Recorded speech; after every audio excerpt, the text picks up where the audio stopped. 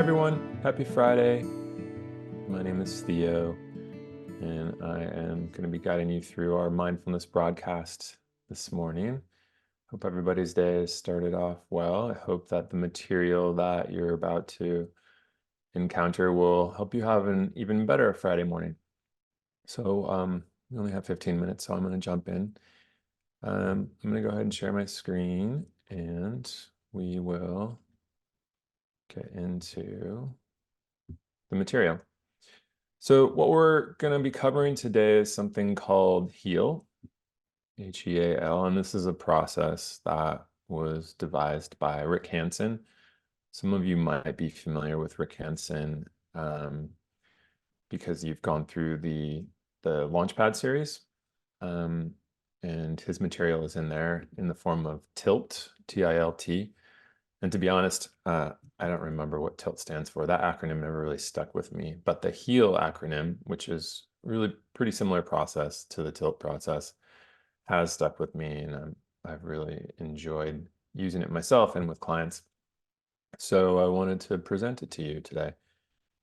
So before we get into the HEAL process, I also wanted to just kind of contextualize things within the greater mindfulness, the way that we can incorporate mindfulness into the HEAL process and why those two things are related. So this is actually the cover of Rick Hanson's book, Neurodharma, and he really sits at the kind of convergence point of neurobiology and the research about how brains work and mindfulness teaching. So that's a sweet spot. You know, we're talking about evidence-based practices that can help us to ultimately build resiliency in the way that we're experiencing our lives. So one question that comes up for mindfulness practitioners, and I know it's come up for me and perhaps for you, is where am I on the path to the top of this mountain, right? If this shining light at the top is the goal, then where am I in relation to it?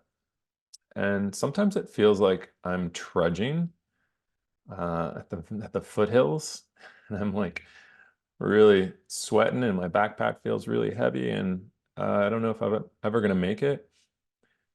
And other times, it's actually the case that I feel like I'm already on top of the mountain. If I'm really able to harness my mindfulness practice in a moment-to-moment basis, I can really start to appreciate and have some deep felt gratitude about life on planet Earth as a human being. And so what Hanson is harnessing is this. And there are some schools of thought that would teach this idea that ultimately we've already always been in this place of freedom and liberation. And it's just a matter of recognizing that fact. So when we do the HEAL process, as you'll see, we're really trying to recognize as much as we can that there's so much to appreciate, and there's a lot of goodness, and really take that goodness in, feel into the good. So I wanted to kind of give an overview of what the HEAL process is about. And technically speaking, what we're talking about is what he refers to as the deliberate internalization of positive experiences in implicit memory. So it's helpful to make a distinction between implicit memory and explicit memory here. Implicit memory is really the stuff that's unconscious. It's kind of the felt sense of our experience in the past. It's nonlinear. It's often confusing. This is when people talk about memory being fallible or unreliable. Implicit memory is really kind of the culprit here. Explicit memory is more like, where did I leave my keys? Don't forget to pick up the powdered sugar. at the grocery store, that kind of thing. So what we're doing is we're really trying to interface with the implicit memory and to really change the way that our brain works and ultimately try to counteract a lot of the negativity bias and other biases that we experience on a day-to-day basis, which can kind of taint our experience of the world. And in doing this, again, we're building resiliency in ourselves, and we're empowering ourselves. So before I forget, I'm going to drop a couple of links in the chat here. These are videos from Rick Hanson, who obviously is going to be, sometimes people just want to go straight to the source, and I definitely have gotten a lot out of both his videos and his books. So I'd encourage you to take a deeper dive if it feels like this material is resonating for you. And I'll get back into the slides really quickly to move forward with this heal process. So another way that is helpful to contextualize what this process is addressing is these three core needs that we all experience. The first need is safety, and this is exemplified by avoiding. So we can think of this as relating to the kind of lizard brain, if you will, the more ancient part of our brain. And this is kind of where the amygdala lives: fight, flight, freeze, activated nervous system, anxiousness. So that's the first need that we can kind of think of that we're addressing. The second is satisfaction, and Hanson refers to this as a mouse. You can imagine a mouse out in the world looking for things, and this is exemplified by approaching. So we're out there maybe we're searching for sustenance, or we're searching for warmth or shelter, still somewhat survival based. And then the third need is connection, which is exemplified by attaching. And this is more having to do with the recent evolutionary changes and mammals really connecting with each other as a primary form of being able to be safe and procreate and all the things that evolution would suggest.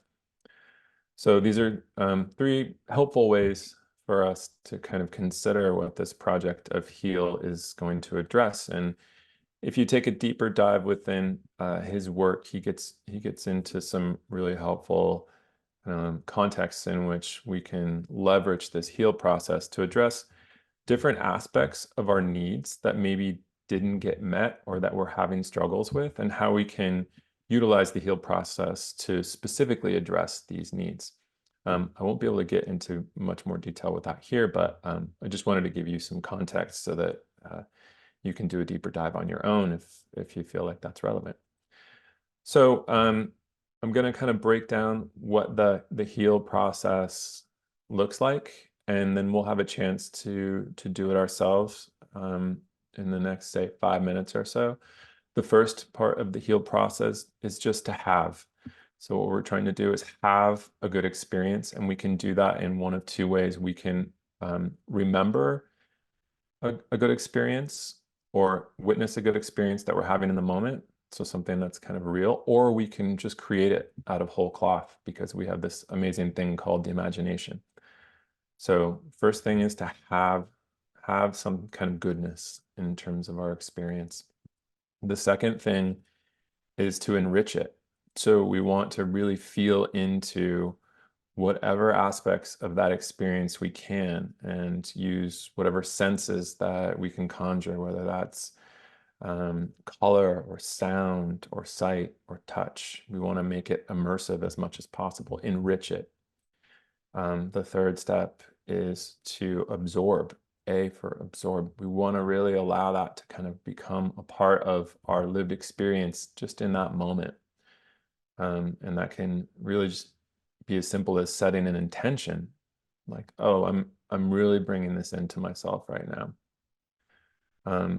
And then the fourth step is what's referred to as link. Now, this is a step that we want to be a little bit careful with, but ultimately what this allows us to do is to take this positive experience and hold it in the center of our consciousness while slowly introducing a negative or challenging experience that's maybe been plaguing us, have the positive experience really kind of overwhelm and seep into the negative. And that can, if we link those two things together with the positive being more powerful than the negative, we start to see some change in the neural pathways. That's ultimately um, the the end goal. But again, we have to be careful with this because, depending on what we're tapping into, that negative, if it rears its head, can become problematic. So we want to be, some people refer to this in psychology as titrating. We want to introduce small bits of the negative material.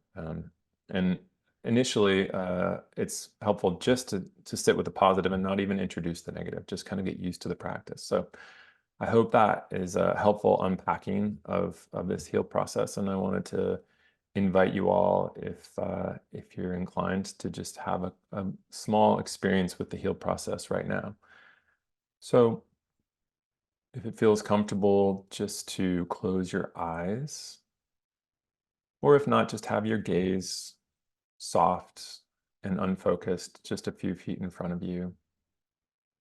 Nothing in particular that you're looking at. And bring to mind something in your life, even if it's simple.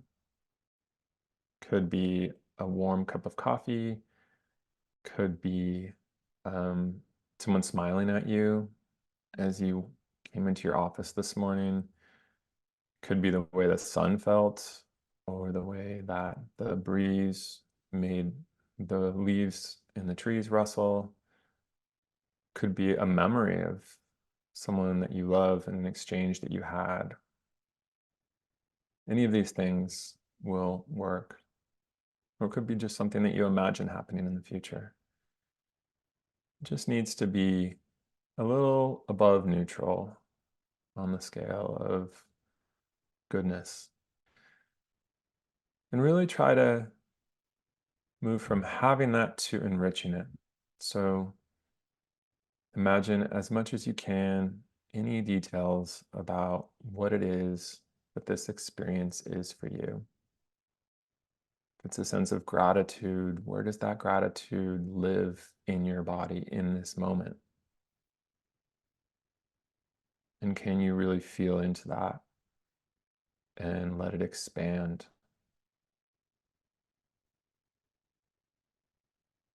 Really immerse yourself in as much as you can in the experience of goodness.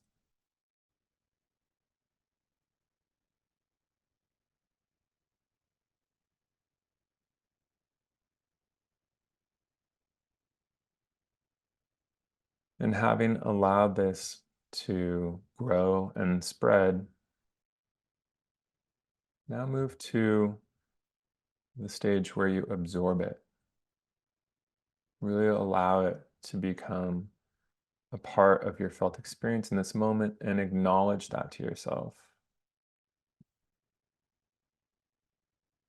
It can be as simple as setting an intention of solidifying this experience as a resource that you have within you in this moment and also in future moments.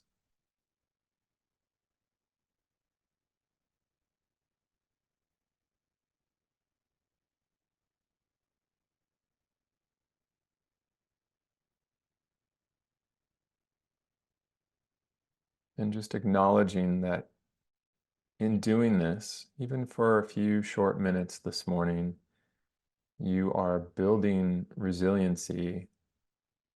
You are changing your brain with this practice.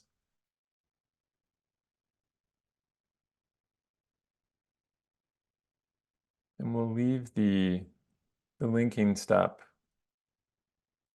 for a later time. For now, I just want you to have some sense of what this experience is and bringing in the good. And as we get more practiced, we can start to titrate maybe some of the challenging material. So we've arrived at our time, and I want to say thank you for being willing to experiment on yourself this way, and I'm curious to see what the results will be. I'm happy to stay after. If anybody has any questions, and otherwise, I'm just wishing you all a super duper Friday.